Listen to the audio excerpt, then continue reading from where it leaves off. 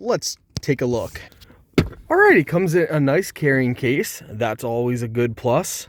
You got a nice little manual. You got different adapters. You got connected with computer probably for updating and other things.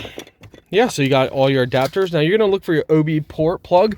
It's gonna be somewhere on your driver's side. Most vehicles, it's on your driver's side. For ours, it's gonna look just like that. So you're gonna look for something like that somewhere around your driver's side.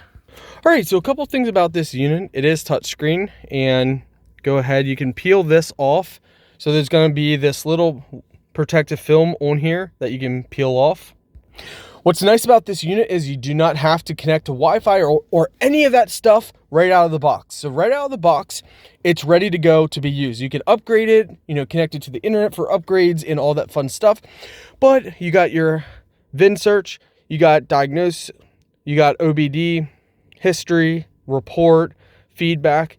You can tap these up here and you can go through more. You got maintenance list, software, maintenance software settings. You can go under your settings, edit all this stuff in your set. If we tap maintenance, we can see we have AF, we have ABS, we have AD Blue, we have AFS, we have air suspension, we have SRS, we have BMS, we have EPB, we have water pump, we have DPF, EGR, ETS, gear, so you can adjust the gear settings, gearbox, IMMO, injectors, language, NOx, wow, ODO, odometer, reset, oil reset, seat, steering angle reset, start stop settings, sunroof, TPMS, transport mode. I mean, I'm telling you, all these settings. Tire size adjustment, window calibration, and then you can tap this and you can see it in full mode there. Now, not every setting is going to work on every vehicle. It's going to depend on your vehicle, okay? Let's go ahead. We're going to go and do this setting. Really cool.